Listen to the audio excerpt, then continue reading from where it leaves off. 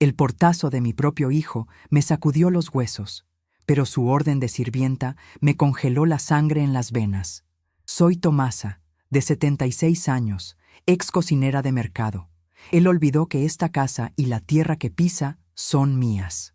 Hacía un calor de esos que aplastan en este rincón del valle, donde las chicharras no dejan de cantar desde el mediodía y el aire huele a tierra seca y a las hojas de los mangos que caen en el patio.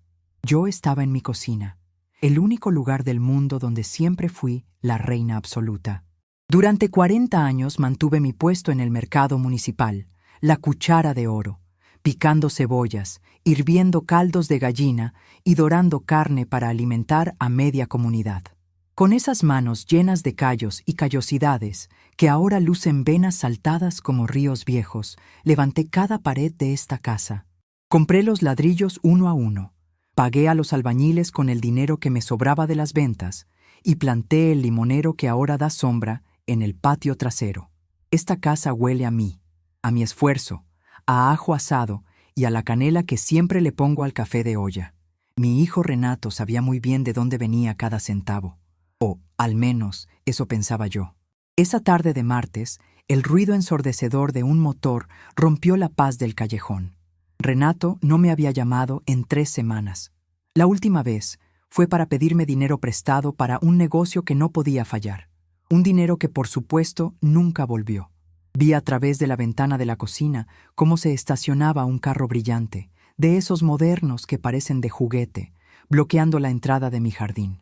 De la puerta del conductor bajó Renato, con unos lentes oscuros y una camisa de lino blanco que jamás habría aprendido a planchar por sí mismo. Del otro lado descendió una muchacha joven, delgada como un suspiro, vestida con ropa ajustada y unos zapatos de tacón que se enterraban en la tierra de mi entrada. Se llamaba Lorena. Lo supe porque Renato la presentó con un ademán despectivo, como quien muestra un trofeo que apenas puede pagar. Entraron sin tocar. Renato tenía una copia de la llave que le di hace años para emergencias, un error que ahora me pesaba en el pecho. El arrastrar de las maletas pesadas sobre las baldosas de terracota que yo misma limpiaba de rodillas cada sábado sonó como una declaración de guerra. «Mamá, llegamos», dijo Renato. Ni siquiera se dignó a mirarme a los ojos. Se quitó los lentes de sol y los arrojó sobre la mesa de centro de madera de pino, esa que mi difunto esposo talló con sus propias manos antes de dejarnos solos en este mundo. Lorena se va a quedar a vivir aquí. En la ciudad las cosas están difíciles y aquí hay espacio de sobra. La muchacha ni siquiera me saludó. Se limitó a pasar un dedo lleno de anillos costosos por encima de la vieja vitrina donde guardo mis tazas de porcelana, esas que solo uso cuando viene el médico o el párroco. Hizo una mueca de asco al ver una pizca de polvo que el viento del desierto mete por las rendijas de las ventanas.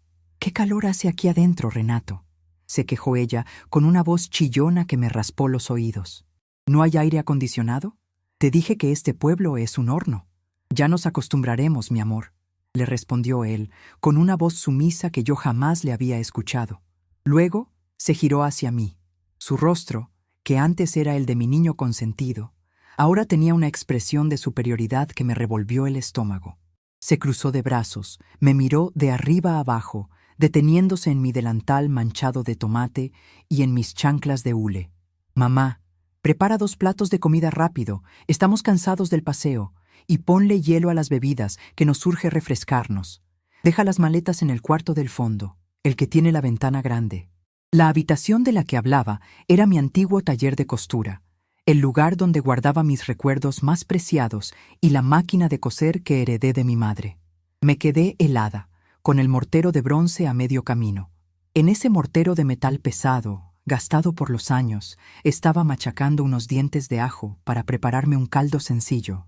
El silencio que se apoderó de la cocina fue tan denso que casi se podía cortar con un cuchillo. Renato no me estaba pidiendo un favor. No me estaba saludando con el respeto que un hijo le debe a la madre que se partió el lomo para darle una carrera universitaria en la capital. Me estaba ordenando. Frente a esa extraña, me estaba tratando como si yo fuera la criada que venía incluida con la renta del lugar. Lorena soltó una risita floja, mirando su teléfono celular sin prestarme la menor atención, como si yo fuera parte del mobiliario viejo que estorbaba en el paisaje. ¿No me oíste, mamá?, insistió Renato, dando un paso hacia la cocina y golpeando ligeramente la barra de madera con los dedos. Apúrate, por favor. Lorena no come cualquier cosa, así que espero que no vayas a preparar tus guisos grasosos de siempre. Haz algo ligero, una ensalada o un pollo a la plancha, y limpia la mesa antes, que tiene manchas de grasa. Sentí una llama fría encenderse en el centro de mi pecho. No fue una rabia de esas que te hacen gritar o tirar las cosas al suelo. Las mujeres que hemos pasado la vida frente a un fogón caliente sabemos que el peor fuego es el que no hace ruido, el que se mantiene constante bajo las cenizas. Miré a mi hijo. Miré sus manos limpias, sus zapatos caros que yo misma ayudé a comprar con mis madrugadas en el mercado. Recordé los inviernos en los que me dolían las coyunturas por el frío de la madrugada, mientras yo envolvía tamales para que a él no le faltaran los libros de la escuela. Él pensaba que, porque soy vieja, porque tengo arrugas alrededor de los ojos y la espalda un poco doblada por los años, mi única función en la vida era servirle. Pensaba que esta casa le pertenecía por derecho de nacimiento, que yo era solo una guardiana temporal de su herencia. No dije una sola palabra. El silencio es un arma muy poderosa cuando se sabe usar. Con toda la calma del mundo, coloqué el mortero de bronce sobre la mesa de trabajo. Despacito, desanudé las cintas de mi delantal de flores, ese que tenía un bolsillo grande donde siempre guardaba los centavos para el pan de la tarde. Lo doblé con cuidado, prestando atención a cada esquina, como si estuviera doblando un manto sagrado. Lo coloqué sobre la barra de la cocina, justo al lado de los ajos a medio machacar. Renato me miraba con impaciencia, golpeando el suelo con el pie. «¿Qué haces? Te dije que tenemos hambre», gruñó, frunciendo el ceño. Ignoré su voz. Fui hacia la estufa, apagué el piloto del gas con un chasquido seco. Tomé las ollas de barro que ya estaban listas para recibir los ingredientes y las guardé en la alacena inferior, cerrando las puertas de madera con un golpe firme que resonó en todo el espacio. Lorena levantó la vista del teléfono, un poco sorprendida por mi actitud, pero volvió a bajarla de inmediato con un gesto de desdén. Caminé con paso lento pero firme hacia el pasillo. Pasé al lado de Renato sin mirarlo, sintiendo cómo su perfume importado apestaba mi casa de siempre. Llegué a mi habitación, la que está al fondo del pasillo principal, y entré. Cerré la puerta de madera pesada detrás de mí y pasé el cerrojo de hierro. Afuera, escuché la voz de mi hijo que me llamaba con tono molesto. «Mamá, ¿a dónde vas? No nos has servido nada. Tomasa». El uso de mi nombre de pila en su boca sonó como una bofetada. Ya no era mamá, era Tomasa, el nombre de la mujer a la que creía poder mangonear a su antojo. Me senté en el borde de mi cama, sintiendo el crujir de las sábanas limpias que olían a sol y a jabón de barra. En la mesita de noche de madera oscura descansaba el juego de llaves antiguas de la casa, un manojo de metal pesado que representaba cada rincón de mi propiedad. También estaba allí el pequeño cofre de hojalata donde guardaba las escrituras de la casa, el único documento que demostraba que este suelo me pertenecía a mí y solo a mí, libre de deudas y de herencias anticipadas. Me quedé allí sentada, escuchando los pasos apresurados de Renato que se acercaban por el pasillo. Tocó la puerta de mi cuarto con 3 golpes fuertes, imperiosos. «Mamá, ábreme». «¿Qué te pasa? No empieces con tus dramas de vieja. Lorena está cansada y yo también. Necesitamos comer y descansar. Abre la puerta». «No voy a abrir, Renato», dije con una voz que me brotó del fondo del alma, una voz tranquila, sin un solo temblor, la misma voz con la que ponía orden entre los cargadores del mercado cuando querían pasarse de listos. «Y no voy a cocinar nada. Si tienen hambre, ahí está la calle. En el pueblo hay bastantes fondas donde comer». «¿De qué hablas?». Su voz subió de tono, cargada de una incredulidad que rayaba en la insolencia. «Esta es mi casa también. No puedes tratarnos así. He venido desde la ciudad para instalarme. Exijo que salgas y nos atiendas». Escuché un murmullo de Lorena desde la sala, quejándose del calor y de la actitud de su suegra. En ese momento, sentada en la penumbra de mi cuarto, rodeada de las fotos de mis padres y de mis recuerdos de juventud, tomé una decisión drástica, una decisión de esas que no tienen vuelta atrás, de las que cortan los lazos como un hacha afilada corta la madera vieja. Mi hijo había olvidado quién era la dueña de la casa, quién era la que mandaba y quién le había dado la vida. Creía que la vejez me había quitado los dientes, pero se iba a enterar de que una mujer que sobrevivió a la dureza del mercado no se dobla ante los desplantes de un muchacho malcriado y su novia pretenciosa. Me levanté de la cama, abrí el cajón de mi tocador y saqué mi teléfono celular viejo, ese que casi nunca usaba pero que guardaba con la batería cargada para las emergencias. Busqué en la agenda el número de don Filemón, el abogado del pueblo, un viejo amigo de la familia que conocía muy bien mi historia y el valor de mis propiedades. Don Filemón, buenas tardes, dije cuando me contestaron del otro lado, manteniendo la voz firme para que Renato, que seguía pegado a la puerta, escuchara cada palabra. Habla Tomasa.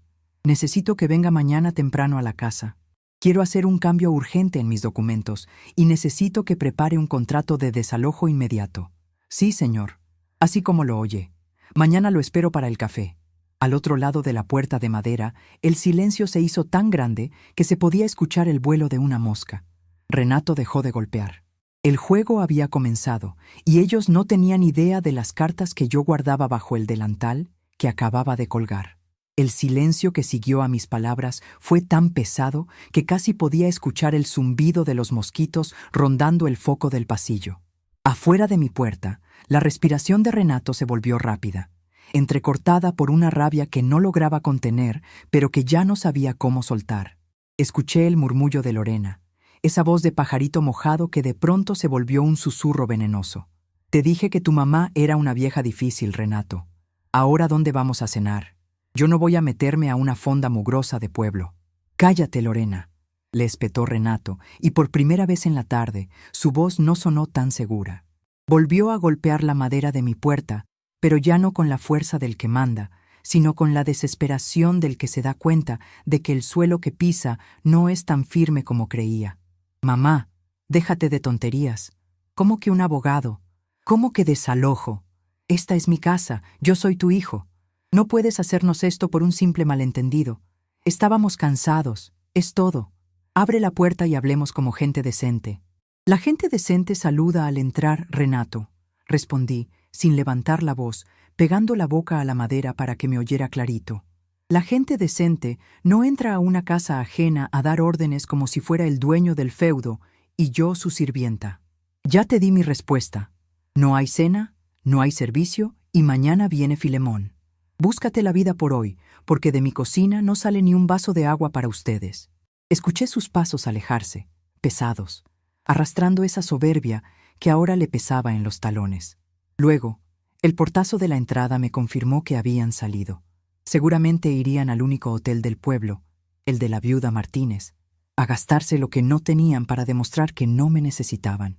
O tal vez se quedarían en el carro a discutir. No me importaba. Me quedé sentada en la penumbra de mi cuarto, con las manos apoyadas sobre mis muslos gastados. Las bombillas de la calle apenas alcanzaban a iluminar las vigas de madera del techo, esas mismas vigas que yo misma ayudé a subir con poleas cuando levantamos esta casa. Me miré las manos.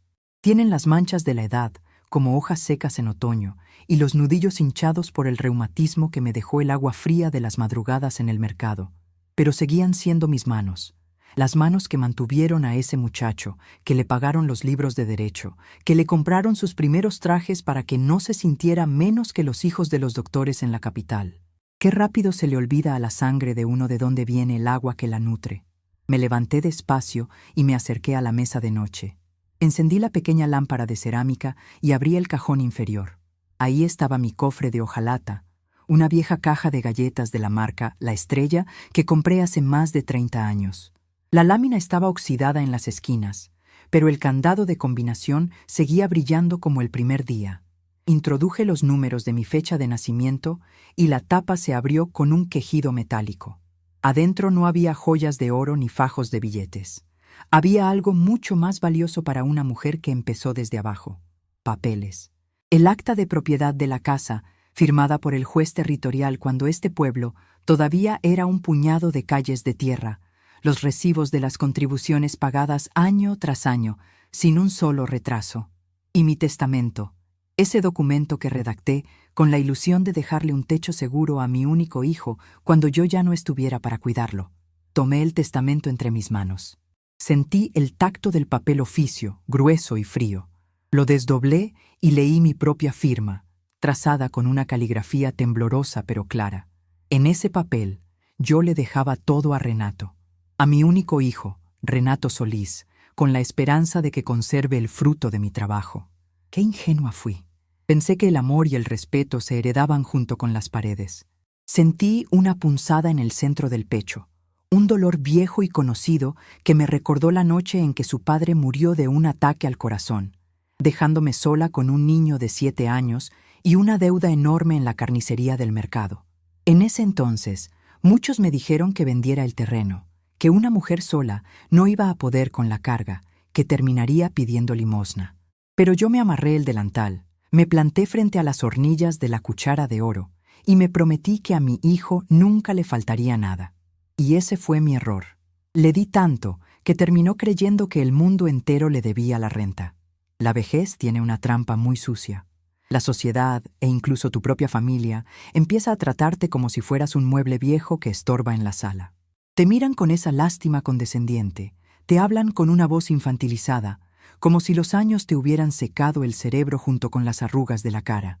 Piensan que porque caminas más despacio o porque necesitas anteojos para leer la etiqueta de la medicina, ya no tienes voluntad propia. Se vuelven invisibles tus decisiones, tus deseos, tu dignidad. Te conviertes en la abuelita que debe estar sentada en la esquina tejiendo o esperando que le traigan las sobras de la cena, agradecida por el simple hecho de que te dejen respirar en un rincón de la casa que tú misma construiste. Pero yo no soy esa clase de vieja.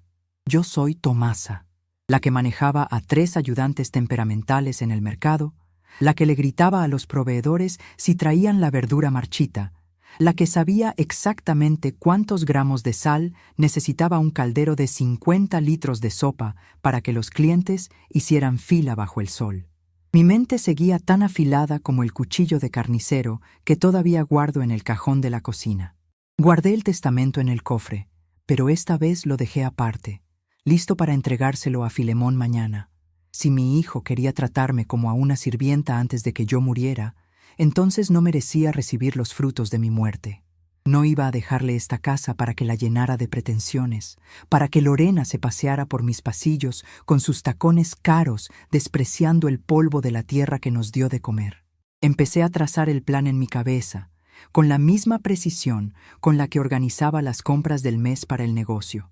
No iba a ser una batalla de gritos. Los gritos son para los débiles, para los que no tienen la razón de su lado. Mi batalla sería silenciosa, legal y absoluta. Primero, necesitaba asegurar mi territorio. Esta casa tenía 2 entradas. La principal, que daba al callejón de los mangos, y la trasera, que comunicaba con el huerto y el callejón de las piedras. Renato tenía la llave de la entrada principal, pero yo tenía los cerrojos interiores de hierro forjado que mi difunto esposo instaló después de aquel robo en la carnicería del pueblo. Esos cerrojos no se abrían con ninguna llave desde afuera. Una vez puestos, ni un camión de carga podía derribar la puerta. Segundo, mis recursos económicos. Aunque Renato pensaba que yo vivía de la pequeña pensión del gobierno que apenas me alcanzaba para el gas y las medicinas, yo tenía mi colchoncito. 40 años en el mercado me enseñaron que una mujer nunca debe poner todos sus huevos en la misma canasta. En la cooperativa de ahorro del pueblo, una institución que los jóvenes de la ciudad miraban con desprecio, pero que era más sólida que cualquier banco moderno, yo tenía una cuenta de ahorros que Renato desconocía por completo. Era el dinero de la venta de mi puesto en el mercado, un dinero que guardaba para mi vejez extrema o para una emergencia médica. Con ese dinero, podía pagar a los mejores abogados del estado si Filemón necesitaba ayuda, o cambiar todas las cerraduras de la casa mañana mismo si fuera necesario. Tomé el teléfono celular de nuevo. Marqué el número de mi sobrino Nacho. Él era cerrajero y carpintero, un muchacho trabajador que siempre me visitaba los domingos para saber si necesitaba que le arreglara alguna gotera o que le podara el limonero del patio. A diferencia de Renato, Nacho nunca me miraba con lástima. Me miraba con el respeto que se le tiene a la matriarca de la familia. «¿Tía Tomasa? ¿Pasó algo?» «Es tarde», dijo la voz ronca de Nacho al otro lado de la línea. «Hola, mijo. Disculpa la hora. Necesito un favor muy grande para mañana temprano. Quiero que vengas a la casa a las 7 de la mañana. Trae herramientas para cambiar 3 cerraduras, las de la puerta principal, la de la cocina y la de mi cuarto de costura. Hubo un silencio del otro lado. Nacho conocía bien a Renato y sabía las tensiones que siempre habían existido entre nosotros por el dinero. ¿Renato está ahí, tía?, preguntó con cautela. Llegó hoy con una muchacha, pero ya no va a entrar a esta casa con la libertad que creía tener. Mañana te explico todo con calma y te preparo unos tamales de elote de los que te gustan. ¿Puedes venir? A las 7 en punto estoy ahí, tía. No se preocupe, descanse. Colgué el teléfono y sentí una oleada de alivio que me recorrió la espalda. El primer paso estaba dado. Me acerqué a la ventana de mi cuarto que daba al patio trasero. La noche estaba despejada y la luna llena iluminaba las hojas del limonero, haciéndolas parecer de plata. El olor a tierra húmeda y a azahar subía desde el jardín, ese olor que para mí era sinónimo de paz y de hogar. Esta casa era mi templo. Cada rincón tenía una historia. En la esquina del patio estaba la marca de la altura de Renato cuando tenía 10 años. En el pasillo, la baldosa que se quebró cuando mi esposo intentó mover la vitrina vieja. En la cocina, la mancha de humo sobre la estufa que recordaba los miles de caldos que alimentaron a este pueblo. No iba a permitir que 2 personas que no sabían lo que costaba sudar un centavo vinieran a profanar mis recuerdos. Renato creía que porque era abogado y vivía en la ciudad con aire acondicionado, tenía el derecho de mirarme hacia abajo. Pensaba que mi vida se reducía a este pueblo polvoriento y que mi única aspiración debía ser servirle a él y a su distinguida novia. Pero se le olvidaba que la educación que tiene se la pagué yo con el sudor de mi frente, vendiendo platos de comida a 10 pesos bajo un techo de lámina que goteaba cuando llovía. Se le olvidaba que la ley protege al propietario, no al hijo malcriado que cree que la herencia es un derecho de nacimiento que se puede cobrar en vida. Me acosté en la cama, pero no me dormí de inmediato. Me quedé escuchando los ruidos de la noche. Cerca de la medianoche, escuché el motor del carro de Renato regresar. Se estacionaron afuera. Escuché el intento de meter la llave en la cerradura de la puerta principal. El metal chocó contra el metal, pero el pestillo interior que yo había deslizado antes de acostarme no cedió un solo milímetro. Renato forcejeó con la llave durante unos minutos. Luego, dio un golpe suave en la madera, temeroso de despertar a los vecinos y pasar una vergüenza mayor en el pueblo donde todos nos conocíamos. «¡Mamá!», susurró fuertemente a través de la rendija. «¡Abre! Nos quedamos sin gasolina y el hotel está lleno por la fiesta del patrono. Abre la puerta, por favor. Lorena no puede dormir en el carro».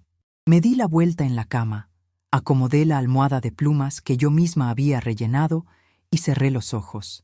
El ruido de sus quejas se fue apagando en mi mente, sustituido por el recuerdo del sonido de las ollas hirviendo en mi querida cocina del mercado. Mañana sería un día largo. Mañana, mi hijo iba a descubrir que la vieja Tomasa todavía tenía la sartén por el mango y que el fuego de mi cocina no se apagaba tan fácilmente como él pensaba. La noche avanzó lenta, pero yo dormí con la tranquilidad de quien sabe que está haciendo lo correcto, no solo por mí, sino por el respeto que le debía a mi propia historia y a cada gota de sudor que derramé para levantar las paredes que ahora me protegían de su desprecio. El canto de los primeros gallos me encontró ya despierta, con los ojos abiertos en la penumbra de mi cuarto. No necesité alarma. El reloj de mi cuerpo está programado desde hace 50 años para saltar de la cama antes de que el sol empiece a calentar las láminas del techo. Me levanté despacio, sintiendo el crujido acostumbrado de mis rodillas, pero esta vez no había cansancio en mis huesos. Había una fuerza extraña, un calorcito en el pecho que hacía mucho tiempo no sentía. Era la dignidad que volvía a su sitio, acomodándose bajo mi piel como una prenda que me había quitado por descuido. Me vestí con mi vestido de percal azul, el de los domingos, bien planchado y limpio. No me puse el delantal. Hoy no era un día para servir. Hoy era un día para gobernar. Fui a la cocina con el paso ligero. Lo primero que hice fue encender el fuego de la estufa de gas y poner la olla de barro con agua, canela en rama y un buen pedazo de piloncillo. El olor dulce y amaderado del café de olla no tardó en inundar el espacio, borrando por fin el aroma a perfume caro e importado que el carro de mi hijo había dejado flotando en el aire la tarde anterior. Mientras el agua hervía, preparé la masa para los tamales de elote que le había prometido a mi sobrino Nacho. Desgrané las mazorcas tiernas con el cuchillo pesado, sintiendo cómo la leche del maíz me salpicaba las manos. Molí los granos en la licuadora vieja, que ruge como un motor de camión, pero que muele el maíz mejor que cualquier aparato moderno. Mezclé la masa con un poco de manteca de cerdo, sal y azúcar, batiendo con mi mano derecha hasta que quedó suave como una nube. A las 6:30 de la mañana, el vapor de la vaporera ya subía hacia el techo, llevando consigo el olor más puro de la tierra húmeda y el maíz cocido. Justo a las 7 en punto, escuché el motor de la camioneta de Nacho estacionarse en el callejón de los Mangos. Nacho es un hombre de pocas palabras, alto, de brazos gruesos por el trabajo con la madera y la herrería, y con una mirada limpia que heredó de mi hermano mayor. Bajó de la cabina cargando una caja de herramientas de metal que pesaba 1 tonelada y un juego de cerraduras nuevas en sus cajas de cartón brillante. «Buenos días, tía Tomasa», dijo al entrar por la puerta trasera del huerto, quitándose la gorra con respeto. «Ya huele a gloria aquí adentro».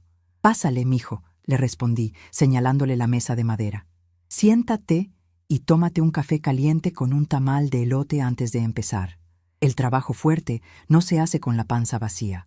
Nacho se sentó y devoró 2 tamales con un gusto que me llenó el alma. Mientras comía, le expliqué la situación sin rodeos, con la misma claridad con la que se hace un inventario en el mercado.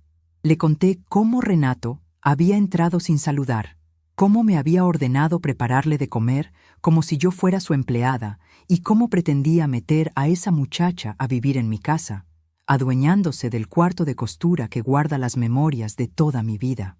Nacho escuchaba en silencio, masticando despacio, con la mandíbula apretada. Cuando terminé de hablar, dejó la taza de café vacía sobre la mesa y me miró con sus ojos oscuros, llenos de una seriedad que me dio una tranquilidad inmensa. «No se preocupe, tía», dijo, poniéndose de pie y tomando su caja de herramientas. «Mi tío construyó esta casa para usted, no para que un aparecido venga a gritarle en su propia cocina. Hoy mismo dejamos esto como un fuerte. Nadie va a entrar aquí si usted no le abre la puerta». El trabajo comenzó de inmediato. El sonido del taladro y el golpe seco del formón contra la madera pesada de la puerta principal rompieron el silencio de la mañana. Nacho trabajaba con una precisión casi artística. Desarmó la vieja cerradura de latón gastado, esa que Renato conocía tan bien, y empezó a colocar un mecanismo moderno, de esos que tienen pasadores de acero que se entierran en el marco de la puerta. Mientras Nacho trabajaba en la entrada, yo regresé a la cocina a preparar la mesa para don Filemón. A las 8 de la mañana, vi aparecer su figura delgada y elegante por el sendero del jardín. Don Filemón tiene 81 años, pero camina con una rectitud que ya quisieran los jóvenes de ahora. Vestía su traje de lino gris, un poco gastado en los codos, pero impecable, y cargaba su portafolio de cuero negro que olía a papel antiguo y a tinta de escribir. «Tomasa, mi querida amiga», me saludó con una inclinación de cabeza y un beso respetuoso en la mejilla. Qué gusto verla con esa fuerza de siempre. El camino desde el centro estaba fresco, pero este café que se huele desde la esquina me ha devuelto la vida. Lo hice pasar al comedor, lejos del ruido que hacía Nacho con el taladro en la puerta principal. Serví una taza de café caliente para don Filemón y le puse un plato con 3 tamales humeantes. Él sacó de su portafolio unos lentes de lectura con armazón de carey y los acomodó en el puente de su nariz. «Cuénteme, Tomasa». Su llamada de anoche me dejó pensativo. «¿Qué es lo que pasa con Renato?», preguntó, tomando un sorbo de café. Le conté todo, desde el portazo inicial hasta la llamada que le hice a él desde la penumbra de mi habitación. Don Filemón escuchaba atento, asintiendo con la cabeza y anotando algunas cosas con una pluma estilográfica en una libreta de hojas amarillentas. Su rostro, que suele ser amable y risueño, se fue volviendo severo a medida que avanzaba mi relato. «Es una historia que lamentablemente escucho con demasiada frecuencia en estos tiempos, Tomasa», dijo don Filemón, cerrando su libreta con un golpe seco. «Los hijos estudian en la capital, Se ponen un traje caro y de pronto se olvidan de que la tierra que pisan pertenece a los padres que se rompieron las manos para darles un futuro. Creen que la vejez es sinónimo de invalidez mental y jurídica, pero se equivocan. La ley es muy clara al respecto. Don Filemón abrió una carpeta de plástico transparente y sacó el testamento que yo había firmado hace 10 años, ese mismo papel que yo guardaba en mi cofre de hojalata y del cual él conservaba una copia certificada en su archivo notarial. Aquí dice que usted le hereda la totalidad de esta propiedad y de sus cuentas de ahorro a su único hijo, Renato Solís, explicó, señalando el párrafo con el dedo. Pero un testamento no es un contrato irrevocable, Tomasa. Mientras usted esté viva y en pleno uso de sus facultades mentales, cosa que puedo certificar plenamente en este momento, usted puede cambiar su voluntad cuantas veces lo desee. Además, la ley contempla la revocación de herencias e incluso de donaciones en vida por causa de ingratitud. Y el trato despectivo y el intento de despojo que sufrió usted ayer califica perfectamente como tal. No quiero que reciba nada, Filemón, dije, sintiendo que la decisión se asentaba en mi estómago como una piedra sólida. Ni un ladrillo de esta casa, ni un centavo de lo que me costó 40 años de levantarme a las 3 de la mañana para vender caldos en el mercado. Quiero que esta casa quede protegida.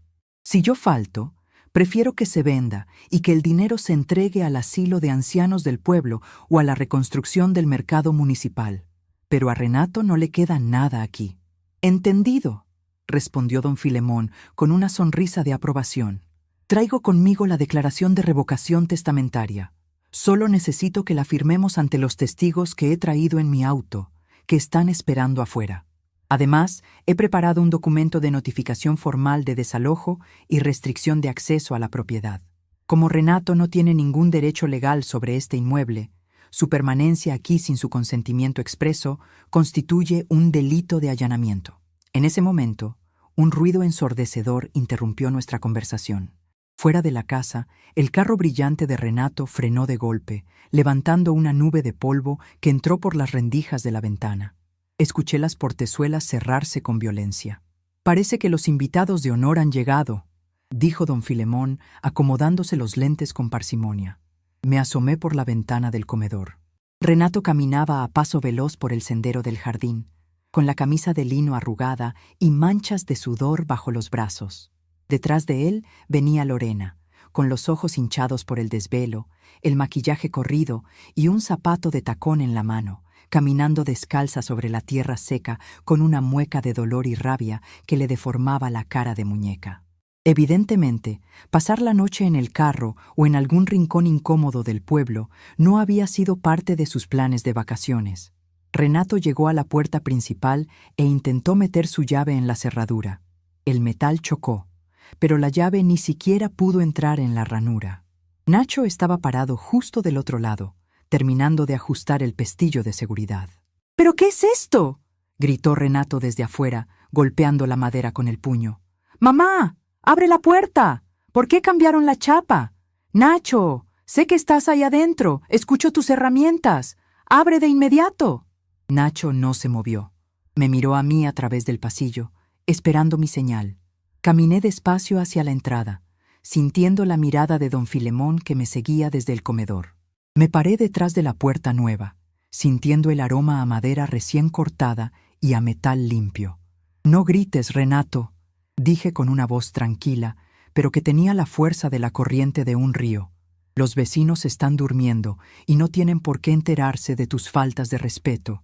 Esta ya no es tu casa para entrar cuando te dé la gana». «¿De qué hablas, mamá?». Su voz sonaba desesperada, con una mezcla de rabia e incredulidad. «Tengo derecho a entrar. Mis maletas están ahí adentro. Lorena está cansadísima y no tenemos dónde ir. Abre esta maldita puerta ahora mismo o la voy a tirar abajo». Nacho dio un paso al frente, colocándose justo detrás de mí. Su sola presencia, con sus casi 2 metros de altura y el martillo de carpintero en la mano, fue suficiente para que el silencio volviera al porche por unos segundos. Don Filemón caminó con paso elegante hacia la puerta, sosteniendo un sobre de papel manila en sus manos huesudas. «Le aconsejo que no lo intente, joven Renato», dijo don Filemón con esa voz de abogado viejo que sabe exactamente qué palabra usar para desarmar a un oponente. El daño a propiedad privada y la amenaza de allanamiento son delitos penales graves en este estado. Y como usted bien sabe, por su profesión que tanto presume, yo no dudaré en llamar al comandante de la policía municipal, que además es mi compadre, para que venga a poner orden. ¿Don Filemón? Renato pareció perder un poco de su altanería al ver al viejo abogado. ¿Qué hace usted aquí? Esto es un asunto familiar. No tiene por qué meterse. Me meto porque su madre, la señora Tomasa, es mi cliente y mi amiga, respondió don Filemón, abriendo la puerta principal solo lo necesario para que mi cuerpo y el suyo bloquearan el paso, mientras Nacho se mantenía firme detrás de nosotros. Y como su representante legal, le hago entrega de esta notificación formal. A partir de este momento, usted no tiene autorización para ingresar a esta propiedad. Su testamento ha sido revocado legalmente esta mañana. Usted ya no es heredero de nada de lo que aquí se encuentra. Renato se quedó pálido. Sus ojos se abrieron de par en par, pasando del sobre que sostenía don Filemón a mi rostro, que se mantenía firme como una roca del río. ¿Qué? Susurró, con la voz quebrada. Mamá, no puedes estar hablando en serio. ¿Por una simple comida? ¿Por un malentendido de ayer vas a quitarme mi herencia? Soy tu único hijo. Todo lo que trabajaste en el mercado era para mí. Era para el hijo que me respetaba, Renato, le respondí, mirándolo fijamente a los ojos, sin una sola pizca de duda. No para el hombre que entra a mi casa a darme órdenes como si fuera su sirvienta frente a una extraña. Te di una carrera, te di estudios, te di todo lo que una madre puede dar con el sudor de su frente, pero no te di el derecho de pisotear mi dignidad. Esta casa es mía. La construí yo, ladrillo por ladrillo, mientras tú dormías caliente en tu cama. Y aquí se hace lo que yo digo. Lorena, que hasta ese momento se había mantenido al margen tratando de limpiarse la tierra de los pies, dio un paso al frente con una risita nerviosa y despectiva. «Por favor, Renato, no le ruegues a esta vieja loca», dijo, con esa voz chillona que me revolvió el estómago. «Vámonos a la ciudad. Este pueblo apestoso no vale la pena de todos modos. Que se quede con sus paredes viejas y su polvo. Total, ya encontraremos un lugar mejor donde vivir». Miré a la muchacha. Tenía esa juventud arrogante que cree que el mundo se rinde ante una cara bonita y unos zapatos caros, sin darse cuenta de que la vida pasa factura a todos y que la soberbia es el peor equipaje para el camino. «Tus maletas están en la sala, Renato», dije, ignorando por completo el comentario de Lorena. «Nacho las va a sacar al porche ahora mismo. Tienen 10 minutos para subirlas a su carro y marcharse de mi propiedad. Si vuelvo a ver este coche estacionado obstruyendo mi entrada, llamaré a la grúa municipal». Renato intentó decir algo, pero la mirada de Nacho, firme y decidida, y el rostro severo de don Filemón le indicaron que no había espacio para la negociación. El muchacho que ayer entró dando órdenes como un rey sin corona, ahora parecía un niño pequeño que acababa de ser descubierto en una travesura imperdonable. Nacho caminó hacia la sala. Tomó las 2 maletas pesadas con una sola mano cada una, como si fueran de papel, y las colocó en el porche, justo al lado de los pies descalzos de Lorena. El golpe de las maletas contra el piso de terracota sonó como el punto final de una larga historia de complacencias. «Tienen 10 minutos», repitió Nacho, cruzándose de brazos y parándose en el umbral de la puerta. Renato miró las maletas, luego miró a su novia, que ya estaba subiendo al carro con un gesto de fastidio absoluto, y finalmente me miró a mí. Había una mezcla de rabia, vergüenza y una naciente desesperación en sus ojos. Se dio cuenta de que el juego había terminado, de que la vieja Tomasa no era el mueble viejo que él pensaba arrumbar en un rincón, sino la dueña absoluta del territorio. Tomó las maletas con las manos temblorosas y caminó hacia el carro bajo el sol que ya empezaba a picar en la piel. Lorena ya estaba adentro, con el aire acondicionado al máximo, ignorando la humillación de su pareja. Don Filemón me miró con una sonrisa llena de orgullo y respeto. «Bien hecho, Tomasa», dijo, dándome un suave apretón en el hombro. «La dignidad no tiene edad, y hoy le has dado una lección que ese muchacho no olvidará en lo que le queda de vida». Nacho cerró la puerta principal con un chasquido seco de la nueva cerradura de acero. El sonido resonó en todo el pasillo, un sonido limpio, seguro y definitivo que marcaba el inicio de mi nueva libertad en la casa que siempre fue mía. El pueblo es un pañuelo de tierra donde el chisme corre más rápido que el agua cuando se rompe una acequia. No pasaron ni 24 horas antes de que todos en la plaza, desde la señora que vende las gelatinas de colores hasta los señores que juegan dominó bajo la sombra de la ceiba, supieran que la vieja Tomasa había dejado afuera a su propio hijo con todo y sus maletas. Algunos me miraban de reojo cuando salía al patio a barrer las hojas de mango. Otros, los más viejos, me hacían una reverencia con la cabeza, como aprobando que le hubiera bajado los humos a ese muchacho malcriado. Pero yo no hacía caso a las habladurías. Mi mente estaba ocupada en cosas más importantes. Después de que Renato y la muchacha esa se marcharon con el carro rechinando las llantas, la paz regresó a mi casa, pero era una paz vigilante. Sabía muy bien que mi hijo no se iba a quedar de brazos cruzados. Los hombres soberbios no perdonan que una mujer, y menos su propia madre, les demuestre que no son tan poderosos como creen. 3 días después, el calor del mediodía estaba en su punto más alto. El aire vibraba sobre las piedras del callejón, y las chicharras zumbaban con desesperación en las ramas del limonero. Yo estaba en mi cocina, preparando una jarra de agua de limón con chía para refrescarme, cuando escuché unos pasos lentos aproximarse por el sendero. No era el ruido del motor de su carro brillante. Esta vez, el silencio que acompañaba la llegada me pareció sospechoso. Me asomé por la ventana que da al jardín. Ahí estaba Renato. Pero no era el hombre altanero de la camisa de lino blanco y los lentes oscuros que había llegado exigiendo platos de comida rápida. Venía a pie, bajo el sol implacable que le había encendido las mejillas de un rojo subido. Traía la camisa desabotonada, manchada de polvo del camino, y los zapatos caros cubiertos de esa tierra gris que se levanta con el menor viento del valle. Lorena no venía con él. Se notaba a leguas que la muchacha no estaba hecha para aguantar las incomodidades de un pueblo que no se rinde ante los caprichos de nadie.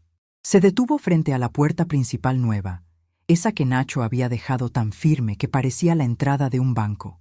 Renato levantó la mano para tocar, pero dudó.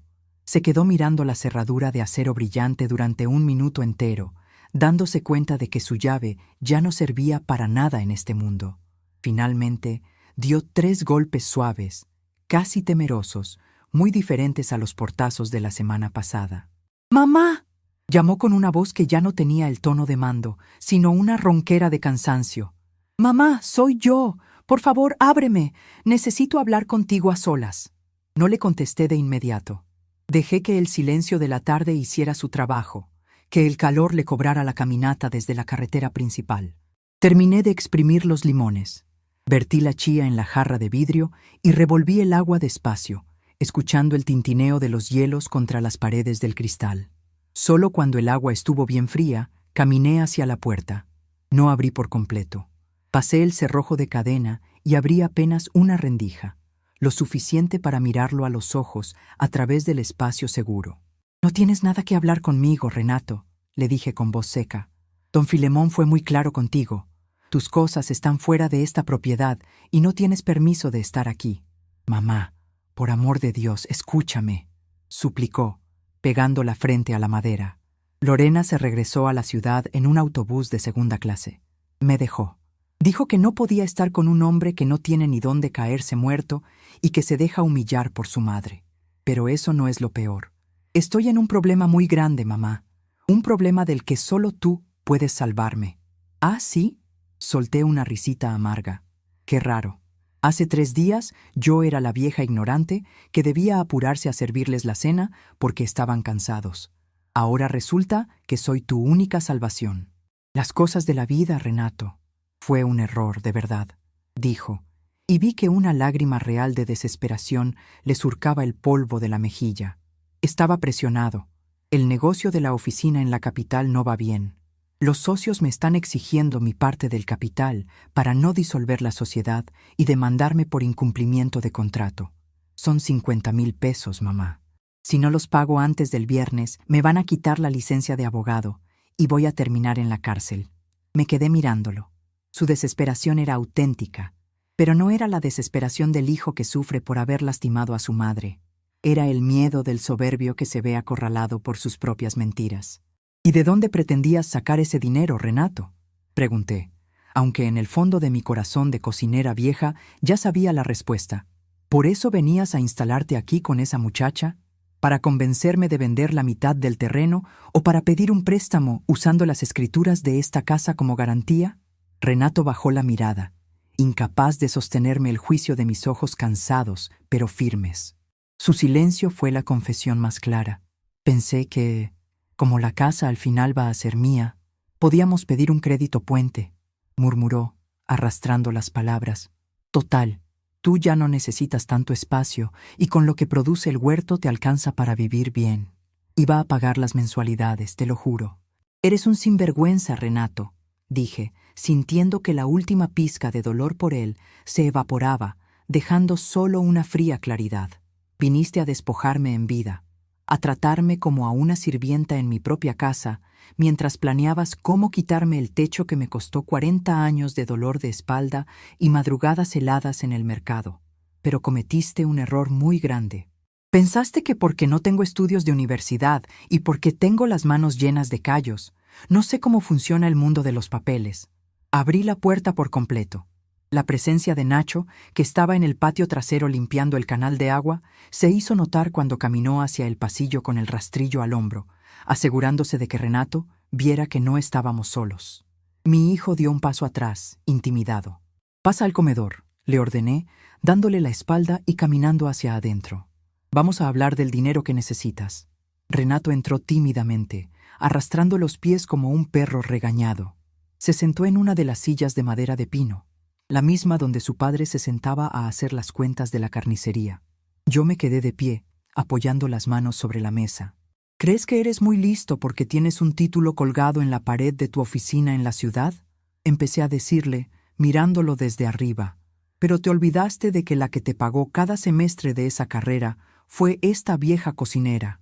Y para pagar esa escuela tuve que aprender a hacer negocios con la gente más colmilluda del estado. Aprendí a leer a las personas antes de que abrieran la boca». Saqué del bolsillo de mi vestido azul un papel doblado en 4. Era un documento de la Cooperativa de Ahorro y Crédito La Unión del Valle, la institución donde todos los comerciantes del mercado guardamos nuestros centavos desde hace décadas. Lo desdoblé despacio y lo puse sobre la mesa, justo frente a sus ojos. «¿Sabes qué es esto?», le pregunté. Renato tomó el papel con las manos temblorosas. A medida que leía el membrete y las firmas al calce, su rostro pasó del color rojo del sol a un blanco de papel mojado. Sus labios se abrieron, pero no pudo emitir ningún sonido. «Es la notificación de traspaso de deuda», dije, saboreando cada palabra con la lentitud de quien sabe que tiene la sartén por el mango. «Hace 2 meses, cuando empezaste a llamarme menos y a pedirme dinero prestado con excusas baratas, me pareció sospechoso. Así que fui a hablar con don Filemón. Él me ayudó a investigar en las cooperativas y bancos de la región. Descubrimos que habías solicitado un préstamo de emergencia en la Unión del Valle, usando una copia falsificada de mi firma para poner esta casa como aval solidario. «Mamá, yo...», intentó interrumpirme con los ojos llenos de pánico. «¡Cállate y escucha!», le grité, y mi voz sonó con la misma autoridad con la que ponía orden en el mercado cuando los cargadores se ponían borrachos. «¿Creíste que el gerente de la cooperativa, don Ruperto, no me iba a decir nada porque tú eres el licenciado de la ciudad? Pero se te olvidó que Ruperto fue mi cliente durante 30 años. Su madre y la mía eran comadres. En cuanto vio tu solicitud con una firma que no coincidía con la mía, me llamó por teléfono. Me acerqué más a él, apoyando mis nudillos hinchados sobre la madera, sintiendo la fuerza de mi propia historia. Podría haberte denunciado por falsificación de documentos y fraude en ese mismo momento, Renato. Podrías estar durmiendo en una celda de la cabecera municipal desde hace semanas. Pero decidí no hacerlo, no por protegerte a ti, sino por respeto a la memoria de tu padre, que era un hombre honrado. En lugar de eso, utilicé mis ahorros de toda la vida, los que tenía guardados para mi vejez extrema, y compré tu deuda a la cooperativa. Don Filemón hizo el trámite legal. Renato miraba el papel como si fuera una serpiente a punto de morderlo. «Eso significa...», susurró con voz casi inaudible. Significa que tú no le debes dinero a la cooperativa de ahorro, Renato. Me lo debes a mí. Yo soy tu acreedora legal. Esa oficina de la ciudad que tanto presumes, el carro brillante en el que viniste a humillarme y cada mueble que tienes en tu departamento están embargados preventivamente a mi favor bajo el contrato de cesión de derechos que firmé con Ruperto. Si yo quiero, mañana mismo don Filemón presenta el documento ante el juez y te quitamos hasta los calzones para cobrar la deuda. El silencio que se apoderó del comedor fue absoluto. El zumbido de las moscas y el calor del mediodía parecían congelados en el tiempo. Mi hijo, el gran abogado de la capital, el hombre que se avergonzaba de las manos manchadas de carbón de su madre, estaba completamente derrotado, de rodillas ante la misma mesa donde pretendía ordenar platos de comida rápida. Se llevó las manos a la cabeza, apoyando los codos en la madera, y empezó a llorar con un llanto silencioso, de esos que duelen en el pecho porque nacen de la humillación absoluta. «Por favor, mamá», sollozó, sin levantar la vista. «No me dejes en la calle. Si me quitas la oficina, no tendré cómo pagar nada. Me quedaré sin nada. Lorena ya no va a volver conmigo. Mis socios me van a destruir. Por favor». Lo miré sin odio, pero también sin esa compasión ciega que tanto daño le había hecho durante su juventud. Las madres a veces cometemos el error de querer ahorrarles todos los dolores a los hijos, sin darnos cuenta de que los estamos convirtiendo en monstruos que creen que el mundo es su servidor. Pero la vejez me había dado la sabiduría de saber cuándo se debe aplicar el remedio amargo para salvar lo que queda del árbol.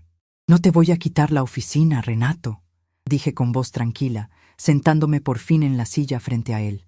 «Pero las cosas van a cambiar en esta familia. A partir de hoy, tú vas a aprender lo que cuesta ganarse un plato de comida con el sudor de la frente. No vas a heredar esta casa. Como ya le dije a Filemón, el testamento está revocado. Esta casa se donará al asilo del pueblo cuando yo ya no esté». Renato asintió con la cabeza, resignado, sabiendo que no tenía ninguna carta para negociar.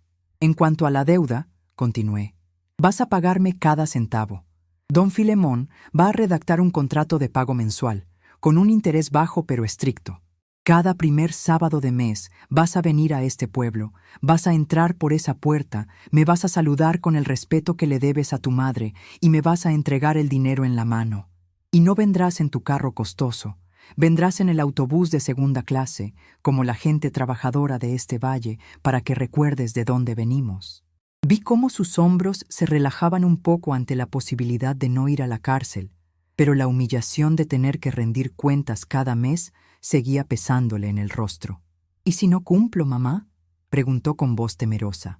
«Si fallas en un solo pago, Renato, si vuelves a faltarme al respeto a mí o a cualquiera de mis vecinos, o si vuelves a intentar pasarte de listo con los papeles de esta casa, don Filemón presentará la demanda de inmediato. Ya conoces a Filemón. Es viejo, pero cuando se trata de defender la justicia, no suelta a su presa. Y Nacho estará aquí para asegurarse de que las órdenes se cumplan». Mi hijo levantó la vista y me miró con una expresión que nunca antes había visto en sus ojos. No era la mirada de superioridad de la semana pasada, ni la lástima condescendiente con la que me hablaba en los cumpleaños.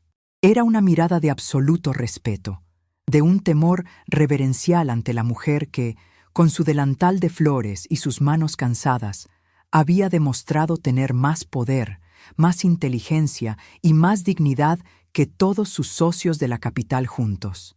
Se puso de pie despacio, limpiándose las lágrimas con el puño de la camisa. «Está bien, mamá», dijo con la voz baja, asintiendo con la cabeza. «Se hará como tú digas. El sábado de la próxima semana traeré el primer pago del acuerdo. Gracias por no meterme a la cárcel». «No lo hice por ti, Renato», le respondí, levantándome de la silla y caminando hacia la cocina. «Lo hice por mí, para poder seguir durmiendo en paz en esta casa que construí con mis propias manos. Ahora, vete. El sol ya va de salida y el autobús de la tarde pasa por la carretera en media hora. No querrás perderlo». Renato caminó hacia la puerta principal. Nacho lo acompañó con la mirada hasta que cruzó el umbral. Antes de salir al jardín, mi hijo se detuvo un momento. Miró las baldosas de terracota limpias, las vigas de madera del techo y el viejo limonero que daba sombra en el patio.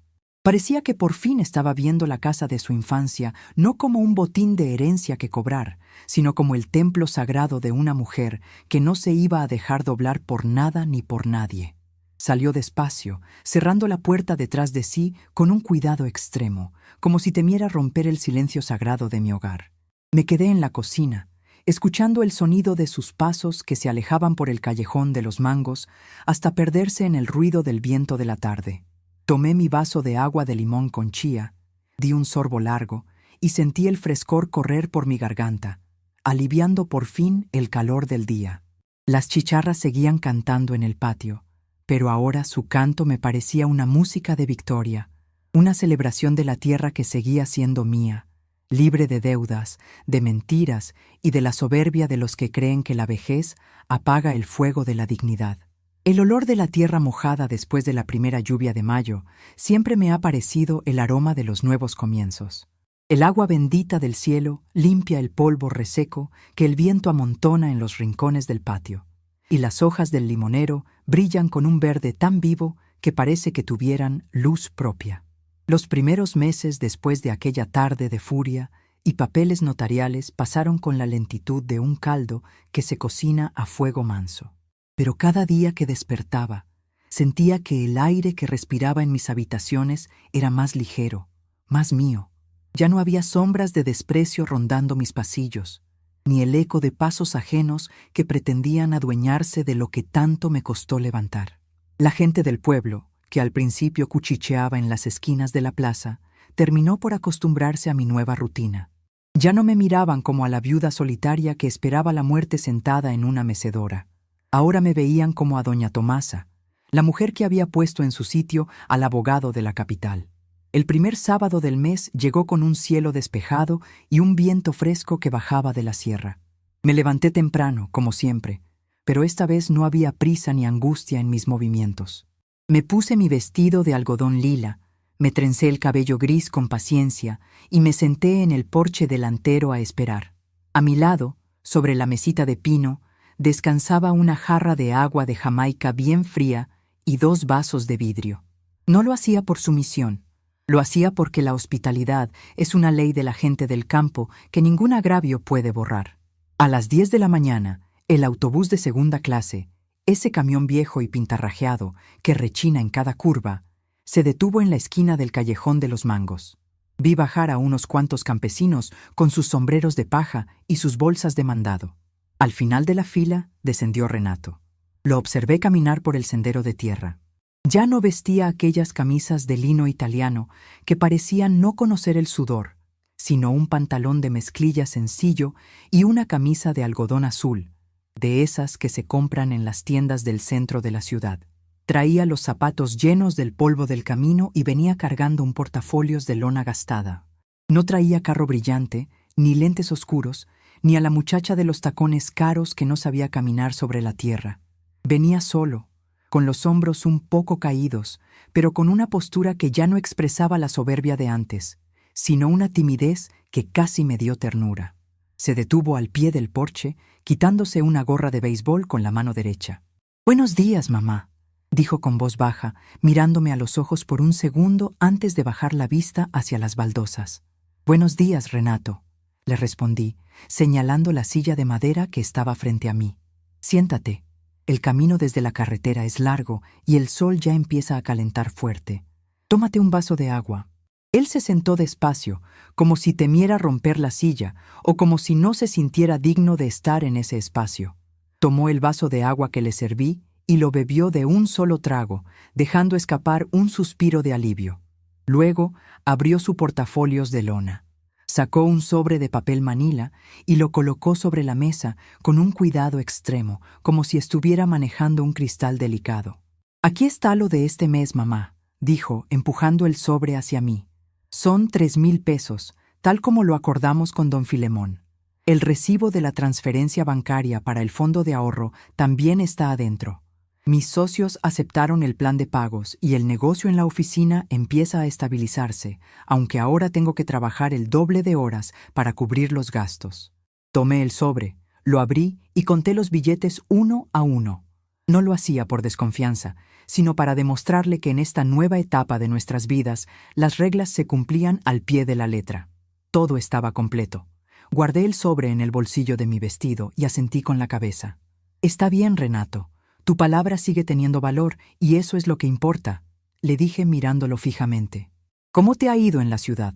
Él guardó silencio por un momento, mirando el limonero del patio que empezaba a dar sus primeros frutos pequeños y verdes. «Ha sido difícil, mamá», confesó. Y por primera vez en muchos años escuché en su voz la sinceridad del niño que solía contarme sus miedos cuando regresaba de la escuela. Al principio sentí mucha rabia. Sentía que me habías traicionado, que me habías humillado frente a mis amigos y frente a Lorena. Pero después de que ella me dejó, cuando me quedé solo en ese departamento vacío con las cuentas acumulándose y el fantasma de la demanda encima, empecé a pensar en todo lo que hiciste por mí. Se le cortó la voz por un segundo, pero hizo un esfuerzo por continuar. Recordé cuando te levantabas a las 3 de la mañana para ir a preparar el carbón en el mercado. Yo me quejaba porque el olor a humo de tu ropa me daba vergüenza frente a mis compañeros de la preparatoria. Qué estúpido fui, mamá. No me daba cuenta de que ese olor a humo era el que me pagaba los libros, la comida y el techo sobre mi cabeza. Tuve que ver la posibilidad de perderlo todo para entender que tú construiste este imperio de la nada con tus solas manos y que yo pretendía adueñarme de él sin haber movido un solo dedo. Me quedé escuchándolo en silencio, sintiendo cómo una aguja caliente me atravesaba el pecho, pero no era un dolor de tristeza, sino el dolor del parto espiritual de mi hijo. El hombre que estaba frente a mí por fin estaba madurando, aunque el proceso hubiera tenido que ser doloroso y amargo como el jugo de un limón verde. «El dinero es lo de menos, Renato», le dije, estirando mi mano sobre la mesa para tocar sus dedos ásperos por primera vez en meses. Lo que me dolía no era que no tuvieras dinero para pagarme, sino que me miraras como a una sirvienta vieja que ya no servía para nada más que para limpiarte los platos. La vejez no es una enfermedad, hijo. Es una corona de espinas y de flores que nos ganamos con los años. Esta casa no es solo un montón de ladrillos y cemento. Es mi vida entera. Aquí lloré a tu padre, aquí te vi crecer y aquí dejé mis mejores años frente al fogón. No podía permitir que la trataras como si fuera un hotel de paso para tus caprichos. Renato asintió y vi que una lágrima limpia corría por su mejilla, perdiéndose en la comisura de sus labios. No intentó limpiársela. Lo sé, mamá, y te pido perdón. De verdad, perdóname por haber sido tan ciego. Ya estás perdonado, mijo, le respondí. Y sentí que con esas palabras, un peso enorme que llevaba cargando en la espalda desde hacía años, por fin se desmoronaba en el suelo. Pero el perdón no borra las deudas ni los compromisos. El contrato de donación de la casa sigue en pie con don Filemón. Cuando yo falte, este lugar será un albergue para los ancianos del mercado que no tienen dónde pasar sus últimos días. Tú ya tienes tu carrera, tus manos limpias y tu inteligencia para construir tu propio patrimonio. Lo que yo te deje será el ejemplo de que una mujer nunca debe dejarse pisotear por nadie, ni siquiera por el hijo de sus entrañas. Platicamos durante 1 hora más, pero ya no de negocios ni de demandas.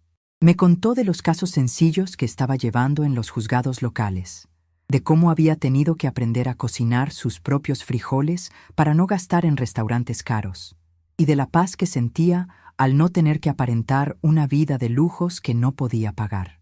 Cuando el reloj del templo marcó las 12 del mediodía, Renato se puso de pie, se colocó la gorra de béisbol y me dio un abrazo apretado, un abrazo de esos que huelen a reconciliación y a respeto verdadero. Lo vi caminar de regreso por el callejón de los Mangos para tomar el autobús de mediodía. Su figura se fue haciendo pequeña bajo el sol brillante, pero esta vez no sentí la soledad de la madre abandonada. Sentí el orgullo de la maestra que ha logrado transmitir la lección más importante de la vida. Con el paso de los meses, mi vida en el pueblo tomó un color diferente. Ya no era la vieja que se quedaba encerrada en la cocina. Comencé a salir más. 2 veces por semana iba al mercado municipal La Cuchara de Oro, no a trabajar, sino a platicar con mis viejas compañeras de las hornillas. Nos sentábamos a tomar un café con pan de dulce, a recordar los viejos tiempos y a aconsejar a las muchachas jóvenes que ahora manejaban los puestos de comida. Las jóvenes me miraban con admiración, me preguntaban mis recetas para el mole de olla y para los tamales de elote, y me pedían consejos de vida. Me había convertido en una especie de consejera de la comunidad, una mujer respetada cuya palabra tenía peso en las decisiones del comité de locatarios. Mi sobrino Nacho también se volvió un visitante frecuente. Todos los domingos venía con su esposa y sus 2 niños pequeños a comer conmigo en el patio trasero, bajo la sombra del limonero. Los niños corrían por el jardín, trepaban a las ramas bajas y llenaban la casa con esas risas limpias que alejan a los fantasmas de la tristeza. Nacho me ayudaba a mantener el huerto en orden, a podar los mangos y a asegurarse de que las cerraduras nuevas estuvieran siempre bien aceitadas. «Esta casa nunca ha tenido tanta vida, tía Tomasa», me dijo Nacho una tarde, mientras compartíamos un plato de sandía con sal y limón. «Se siente una energía muy bonita aquí». «Es porque las paredes por fin saben quién es la que manda, mijo», le respondí con una sonrisa. Cuando una casa se llena de respeto, hasta las plantas crecen con más ganas. Y era verdad. El limonero del patio trasero dio ese año la mejor cosecha que recordaba en 2 décadas. Los limones eran grandes, jugosos y tenían una cáscara tan olorosa que perfumaba todo el callejón. Preparé decenas de frascos de conserva de limón con sal y los repartí entre las vecinas del barrio como un regalo de la tierra que se negaba a morir. A veces, por las tardes, cuando el sol empieza a esconderse detrás de los cerros y el cielo se pinta de tonos naranjas y morados, me siento en mi mecedora de mimbre en el porche delantero. Tomo entre mis manos el viejo mortero de bronce, ese que estuvo a punto de presenciar mi derrota aquella tarde de martes, y lo limpio con un paño de algodón hasta que brilla como si fuera de oro. En el metal gastado por los años puedo ver reflejado mi propio rostro, las arrugas profundas alrededor de los ojos, las manchas de la edad en las mejillas y el cabello completamente blanco que corona mi cabeza. Pero ya no veo a una mujer acabada por el tiempo. Veo a una guerrera que supo defender su territorio con la fuerza del derecho y la dignidad del trabajo. La vejez, he aprendido, no es el final del camino. Es la cosecha de todo lo que sembramos en la juventud. Si sembramos respeto, cosecharemos respeto. Si nos dejamos pisotear por el miedo a la soledad, terminaremos siendo fantasmas en nuestras propias casas. Yo elegí levantar la voz, ponerme de pie y demostrar que el fuego de mi cocina seguía encendido. No para servir a los soberbios, sino para iluminar el camino de los que vienen detrás. Sé que mis días en esta tierra están contados, como los de todos, pero me iré con la tranquilidad de saber que mi legado está seguro. Mi hijo Renato viene ahora todos los meses, puntual como la marea, trayendo no solo el pago de su deuda, sino un respeto que se ha ganado con su propio esfuerzo. Ha aprendido a ser un hombre de verdad, un hombre que sabe que el valor de una persona no se mide por la marca de su carro o el costo de sus zapatos, sino por la rectitud de sus actos y el amor que le tiene a sus raíces. Y esta casa, mi querida casa de terracota y vigas de madera, seguirá en pie mucho después de que yo me haya ido. Será el refugio de otros viejos luchadores del mercado, un lugar donde siempre habrá un plato de comida caliente, un café de olla con canela y un rincón seguro donde nadie pueda arrebatarles la dignidad que se ganaron con el sudor de su frente. Cierro los ojos despacio, escuchando el murmullo del viento entre las hojas del mango y el canto lejano de las chicharras que empiezan a despedir el día. El aire de la tarde es fresco y huele a tierra limpia. Estoy en mi casa, en mi reino, rodeada de mis recuerdos y de mi paz. No necesito nada más en este mundo, porque sé que, hasta el último suspiro de mi vida, seguiré siendo Tomasa, la dueña absoluta de mi propio destino.